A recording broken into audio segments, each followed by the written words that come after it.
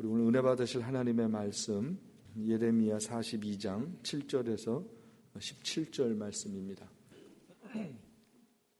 예, 우리 사랑하는 성도 여러분들 한 주간도 주님 은혜 가운데 평안하셨습니까?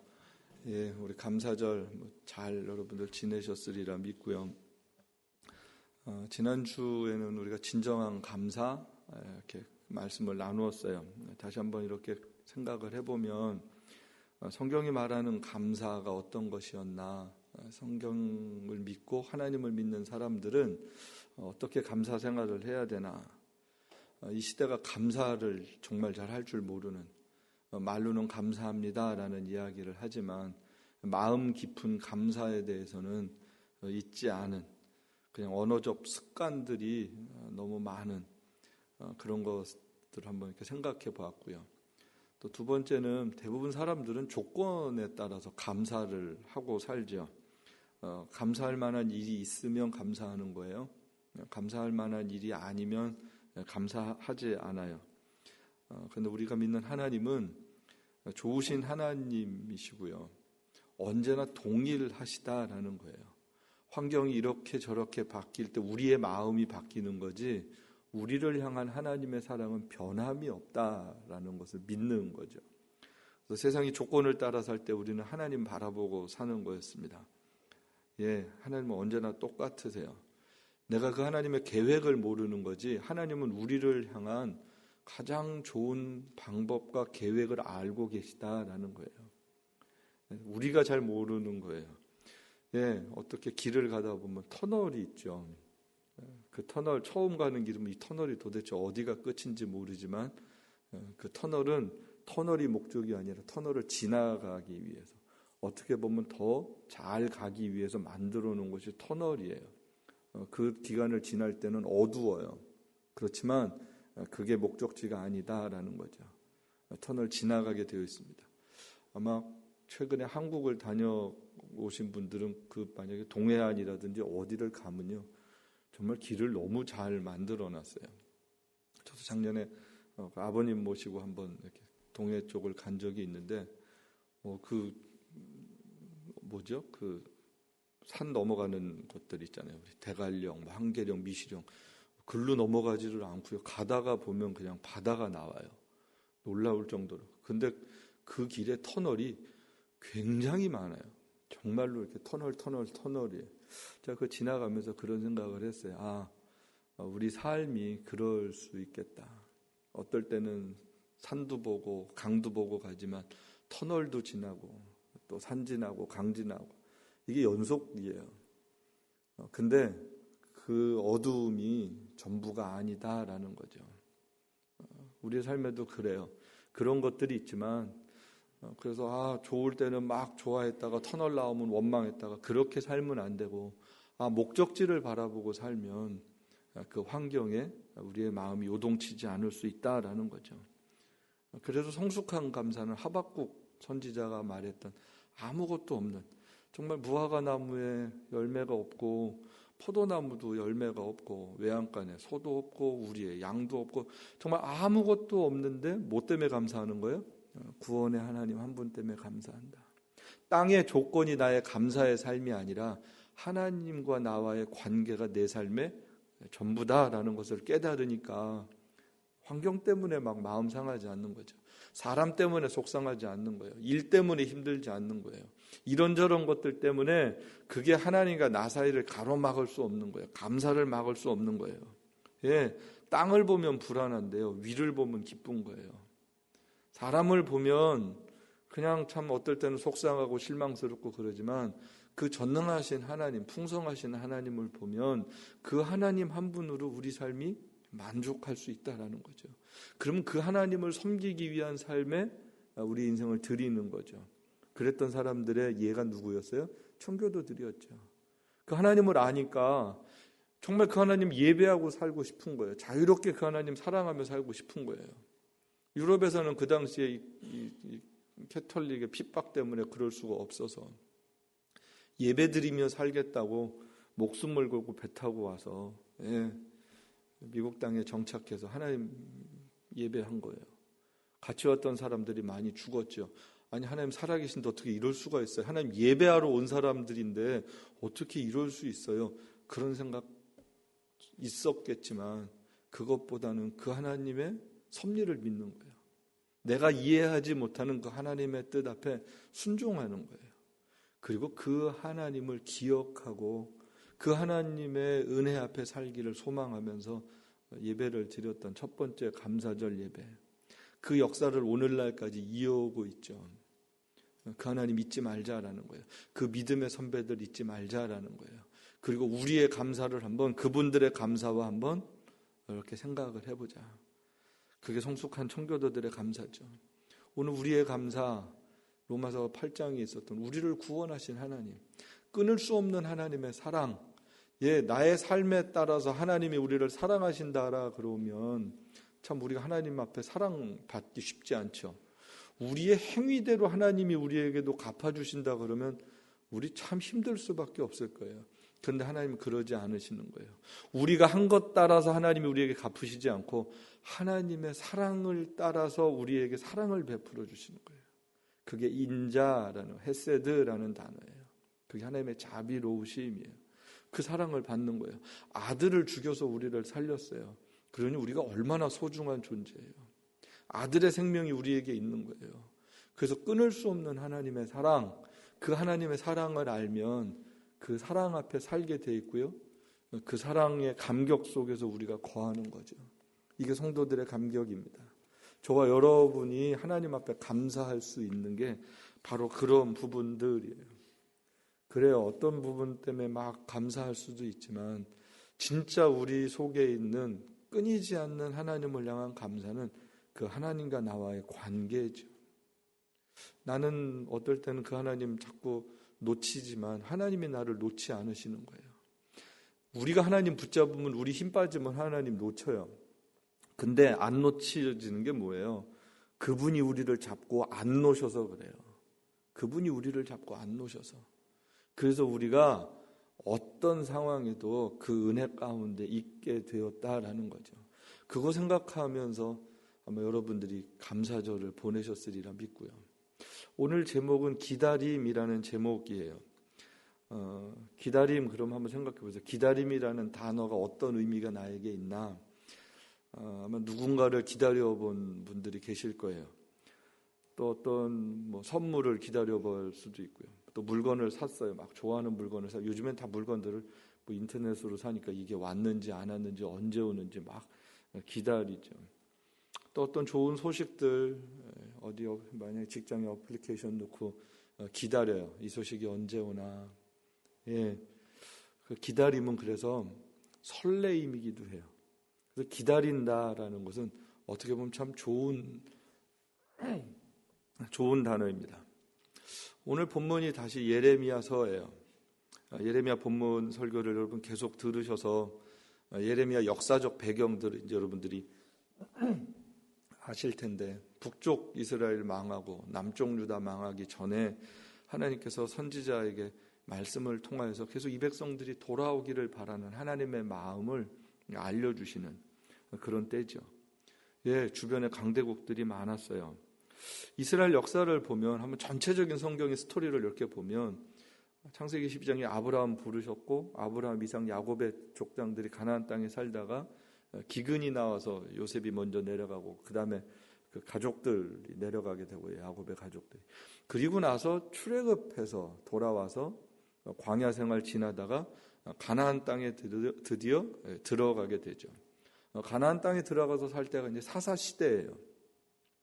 사사 시대를 이렇게 살다가 주변의 나라들이 자꾸 침략할 때마다 사사들이 막아주고 지켜주고 그러는데, 그럴 때 주변 나라들을 보니까 다 왕이 있었거든요. 애굽에도 파라오라는 왕이 있고 모압, 암몬 왕들이 다 있었고요. 블레셋 그 왕이 있었고요.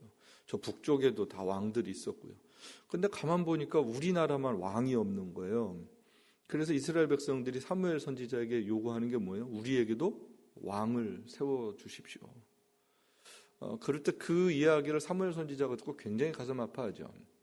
사무엘 선지자가 막 가슴 아파할 때 하나님께서 사무엘에게 주시는 말씀이 뭐예요? 저들이 너를 버린 게 아니라 나를 버린 거야. 하나님이 왕이신데 하나님을 왕으로 삼고 살아가는 것에 이스라엘 백성들이 만족이 되지 않았어요. 보이지 않는 하나님이 아니라 보이는 왕 세워주세요. 보이는 왕. 근데 그걸 하나님의 해석은 저들이 나를 버렸구나라고 하나님이 정확하게 말씀을 해주세요. 그러면서 한마디 더 해주시는 게 너희가 세운 그 왕에 너희는 종이 될 거야 라는 말을 합니다. 그 왕들을 섬기기 위해서 너희는 종처럼 살아야 돼. 그러니까 하나님 안에서의 모든 12지파들이 아주 평등하게 잘 살았던 시스템을 무너뜨리고 왕을 세우니까 왕 중심의 국가가 되니까 너희는 다 왕의 종이 될 거야. 근데 왕의 종이 되는 것뿐만 아니라 어떻게 되는 거예요? 더 센 세상 왕의 종이 될 수밖에 없는 국가로 전락해버리게 되는 거죠. 네, 더 강력한 나라들이 일어나면 너희는 침략당하게 되는 거예요.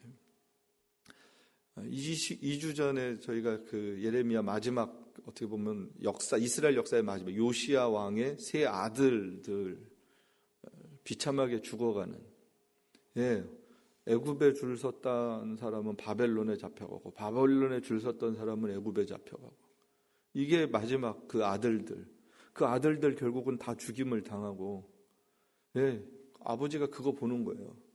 왕자들 죽임을 당하는 걸 보고, 자식들 죽임 당하는 거 보고, 그러고 자기는 뽑히고 비참하게 끌려가는 마지막 남쪽 유다의 아주 비참한 모습들을 성경이 기록을 해주고 있죠. 땅의 왕들을 의존했던 결과가 그렇게 됐다라는 것을 성경이요 아주 무섭게 보여주고 있어요. 세상을 의지하고 살았던 결과가 어떤 것인지, 진짜 의지할 대상이 누군지 이스라엘 백성들이 알았죠. 모르지 않았죠. 역사를 통해서 알죠. 선지자들이 끊임없이 이야기했죠. 율법이 있었죠. 율법이. 그들이 하나님을 잘 믿는 것 말고 정말 땅의 방법으로 여기저기 왕들에게 최선을 다했는데 그 결과는 부끄러운 역사로 끝났습니다. 빼앗긴 나라 그리고 백성들이 흩어지죠. 바벨론의 포로로 잡혀가요. 또 남아있는 유다 사람들이 있어요. 지금 제가 말씀드린 예레미야 역사를 쭉 제가 그냥 설명을 해드리는 거예요. 유다 땅에 남아있는 사람들, 그러다 보니까 이게 남아있는 사람들이 또 뭐 정리가 안 되잖아요. 그래서 바벨론이 총독을 세웁니다. 그다랴라는 총독을 세워요. 이 총독이 괜찮은 사람이에요. 그런데 이 사람은 보통 사람 출신이에요. 근데 왕의 먼 친족되는 이스마엘이라는 사람이 일어나서 그다랴를 암살을 해요. 근데 이 그다랴가 암살을 하고 나니까 또 그런데 또 책임지지는 못해요. 그 요하난이라는 또 장군이 있었는데 그 사람이 무서워가지고 이스마엘은 암몬으로 도망가 버리게 되고요. 또 근데 바벨론이 세운 총독이 죽었으니까 이게 또 불안하잖아요. 그 요하난은 이게 무서워가지고 애굽으로 도망가는 과정입니다. 그게 지금 예레미야 후반부에 나오는 스토리들이에요. 그럴 때 지금 예레미야 선지자에게 물어보는 거예요. 우리가 어디 가서 살아야 되느냐? 어디 가서 살아야 우리가 좀 그래도 잘 살 수 있을까? 이 이야기를 해요. 그러면서 오늘 본문이 우리가 지금 44장인데 43장이었는데 그 보면 그 위에 42장 뭐 이런 데 보면 42장, 43장 뭐 쭉 나오는 말씀들을 보면요. 이 사람들이 마음으로는 하나님을 섬긴다라는 이야기를 해요. 내가 하나님을 섬기는데 하나님 말씀하시면 다 듣겠습니다. 이렇게 이야기를 하고 예레미야에게 기도를 요청하는 내용들이죠. 그런데 그때 지금 오늘 7절 말씀이 보면 하나님께서 10일 후에 예레미야를 통해서 말씀하시는 거예요. 너희가 이제는 더 이상 바벨론 왕을 무서워하지 말고 여기 유다에 남아서 살아, 이렇게 이야기를 해요. 그러면 하나님께서 긍휼을 베푸실 거야. 근데 이 사람들이 어떻게 하는 거예요? 그렇게 하고 싶지 않아요. 이미 마음이 정해졌어요. 애굽으로 가야지. 왜 애굽으로 가는 거예요? 이스라엘 지금 다 망가지고 전쟁 나서 뭐 무너지고 잡혀가고 사실 폐허가 된 도시가 됐거든요. 여기 살고 싶지 않은 거예요. 그래도 잘 사는 애굽 가서 살고 싶은 거예요. 그런데 확인이 필요했어요. 하나님이 그래 애굽 가서 살아, 이 한마디를 듣고 싶은데 하나님은 뭐라고 말씀하시는 거예요? 아니, 여기서 살아. 여기서. 이 약속의 땅에서 살아. 그럼 이 사람들이 이 하나님의 뜻이구나. 아까는 듣겠다 그랬거든요. 근데 예레미야를 통해서 여기서 살라 그러니까 이 사람들이 마음이 변해요. 그리고 뭐라 그러냐 하면 하나님이 그렇게 말씀하시지 않았는데 예레미야가 거짓말하는구나 이렇게 이야기를 합니다. 정말로 무서운 사람들이에요. 하나님 말씀하시면 듣겠습니다. 예레미야에게 기도 부탁을 했어요. 예레미야를 통해서 여기서 살아 그러면 하나님이 은혜를 베풀어 주실 거야. 이들이 믿지 않았어요. 듣지 않았어요. 순종하지 않았어요. 어떻게 보면 깨끗한 마음으로 하나님의 말씀을 기다리고 산 것이 아니라 자기 마음에 결정된 답을 기다리고 있었어요. 여러분 우리가 기도할 때 그렇게 기도할 때가 있거든요. 모든 생각 우린 다 결정해놓고 하나님 컨펌해 주세요. 이렇게 기도할 때가 참 많은 거예요. 근데 그거는 좋은 기도의 태도가 아니죠. 정말 주님 말씀하세요. 제가 듣겠습니다. 어떤 말씀이든지 듣겠습니다. 이게 신앙이죠. 근데 그러질 않죠. 그리고 이 사람들이 무서운 얘기를 해요. 43장으로 넘어가면서 여러분 43장을 한번 보실래요?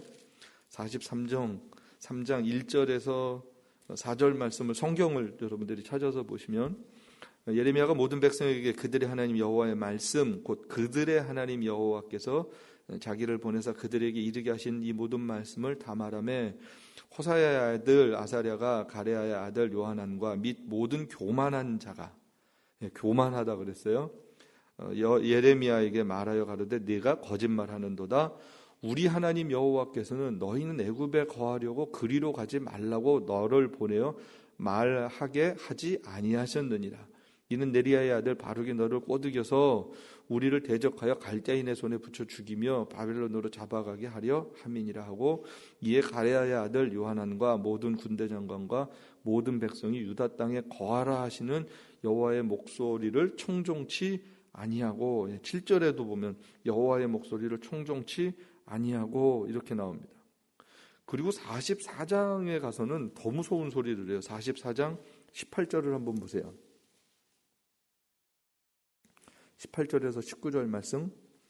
우리가 하늘의 여신에게 분향하고 그 앞에 전제를 드리던 것을 패한 후부터는 모든 것이 핍절하고 칼과 기근에 멸망하게 되었느니라 하며 여인들은 가로되 우리가 하늘의 여신에게 분향하고 그 앞에 전제를 드릴 때 어찌 우리 남편이 허락 없이 그들에게 경배하는 과자를 만들어 놓고 전제를 드렸는가. 지금 무슨 얘기를 하는 거예요? 우리가 왜 망했다는 거예요? 지금 이스라엘 백성들이 하늘의 여신을 섬겼을 때는 우리가 안 망했는데 이게 지금 무슨 얘기냐면요, 이스라엘 역사 속에 요시야 왕이 종교개혁을 단행하면서 이스라엘에 있는 우상들을 다 제하는 굉장한 일을 합니다. 그때 우상 숭배를 그냥 하게 내버려 뒀으면, 하늘의 여신을 섬기게 뒀으면 애굽처럼 풍요롭게 잘 살았을 텐데 그 요시야가 우상 숭배 못하게 하는 바람에 우리가 가난하게 됐고 침략을 당하고 나라가 망하게 됐다라는 이야기를 하는 거예요. 그러니까 이들이 지금 뭘 결정한 거예요? 애굽에 가서 다시 하나님 버리고 애굽처럼 잘 먹고 잘 살게 해주는 저 신 섬기면서 살겠다라고 이야기를 하는 거예요. 여러분 되게 무서운 얘기죠. 정말로 무서운 얘기. 지금 언제 이 얘기를 하는 거예요? 하나님 앞에 심판받아갖고 바벨론한테 망해가지고 나라가 어수선한데 애굽 내려가서 살겠다라는 생각을 이 사람들이 지금 하고 있는 거예요. 예, 이스라엘 유다의 마지막 역사의 비극이죠. 나라는 망하고 백성들은 여기저기 흩어지는 거예요. 바벨론 포로 잡혀가고 남아있는 유대인들, 이제 애굽으로 또 우상숭배하러 가는 사람들. 약속의 땅이 슬픔의 땅으로 변했습니다. 하나님을 찾아야 하는데 찾지 않았어요.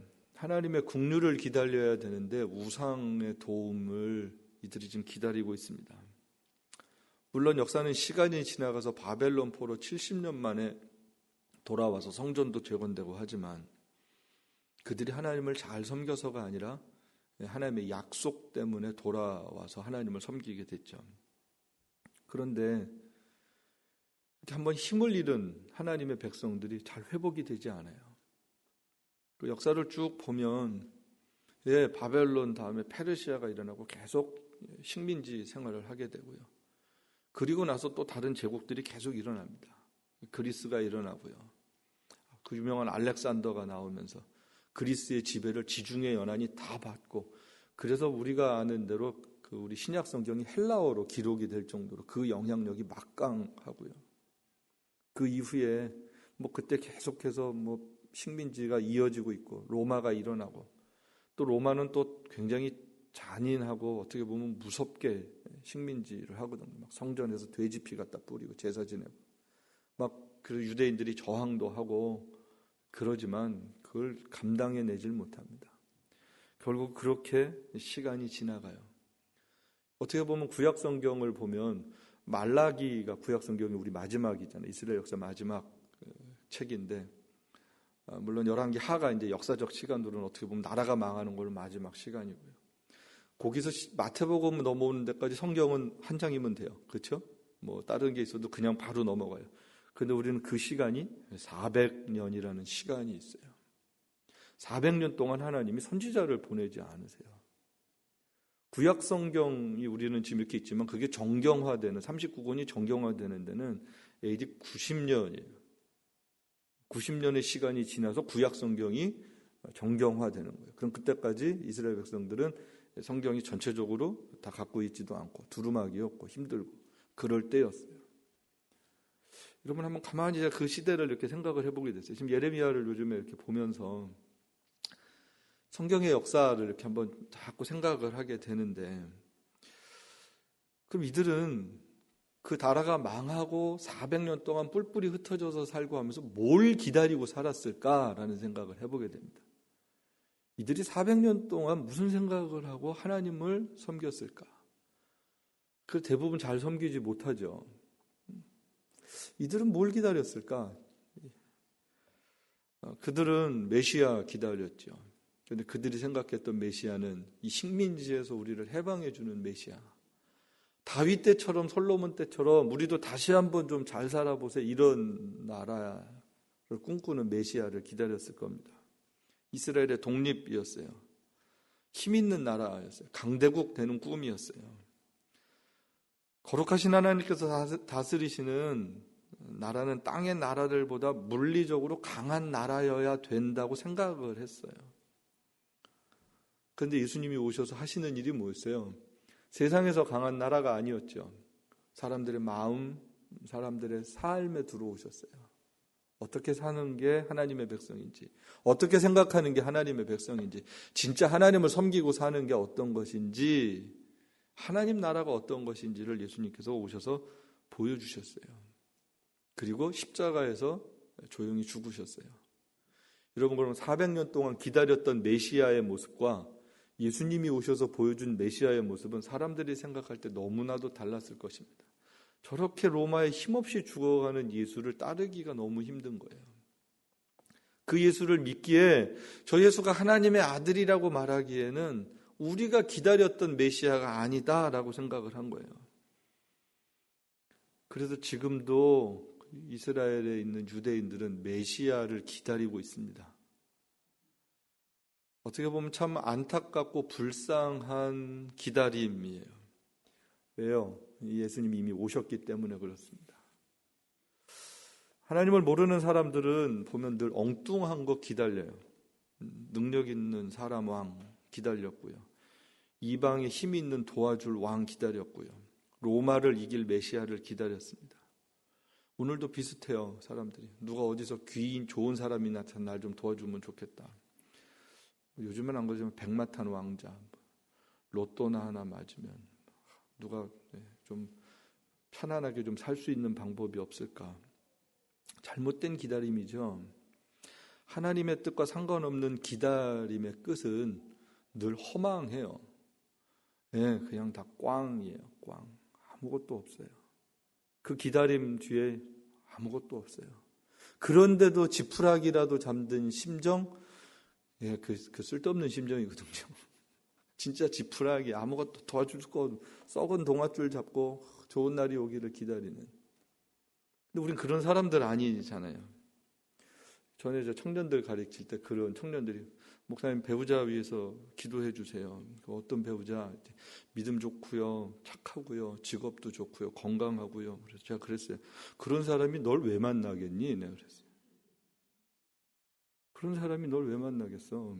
진짜 냉정하게 그랬어요. 네가 먼저 믿음 좋고 착하고 성실하고 그런 사람이 돼. 그럼 만날 거야.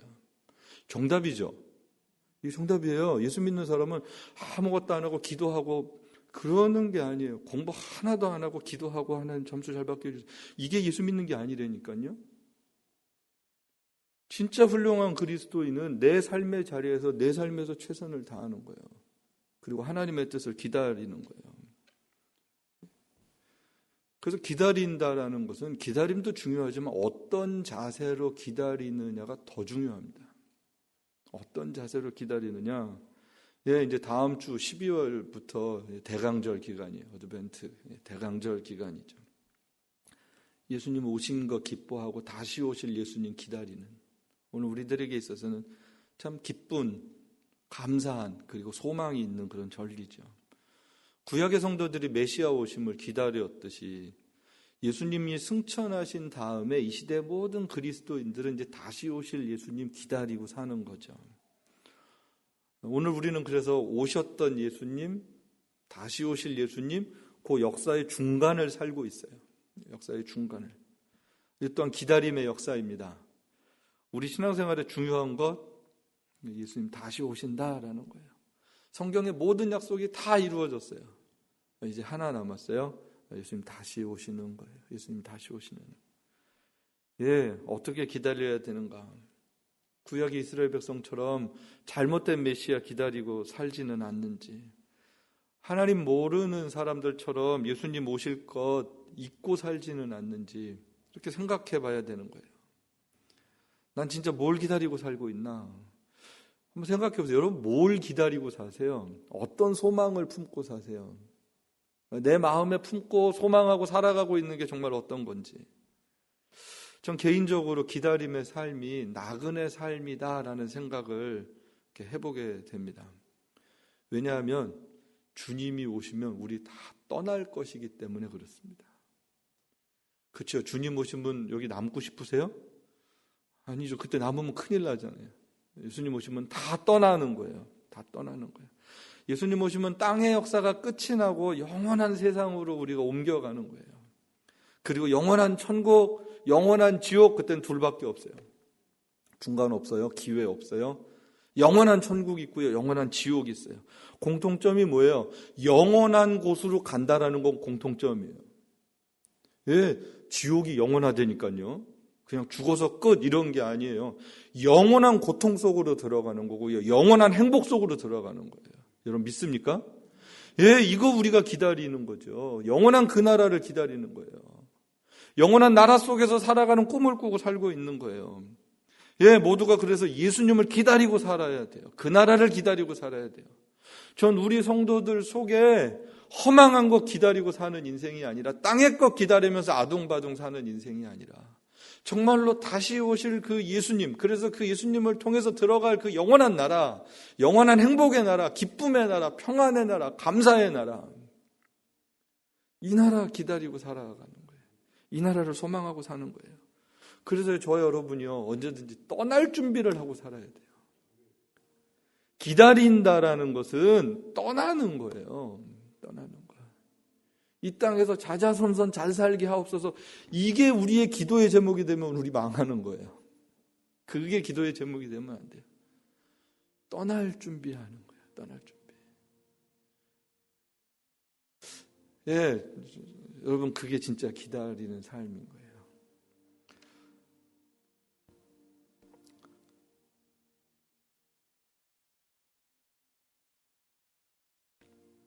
여러분 그 생각을 하면요, 모든 거 이길 수도 있고요. 그 어떤 다른 것이 우리의 마음을 흔들지 못해요. 그 나라를 꿈꾸면 늘 설레요. 늘 설레요. 그 나라를 생각하면 늘 평안해요. 그 나라를. 여러분 그 나라를 기다릴 뿐만 아니라 오늘 그 나라를 살아가는 저 여러분이 되셔야 합니다. 늘 언제든지 마음에 떠날 준비를 하는 거예요. 가벼운 준비를 하는 거예요. 주님 오실 때, 주님 부르실 때, 네 주님 주님 앞에 갑니다.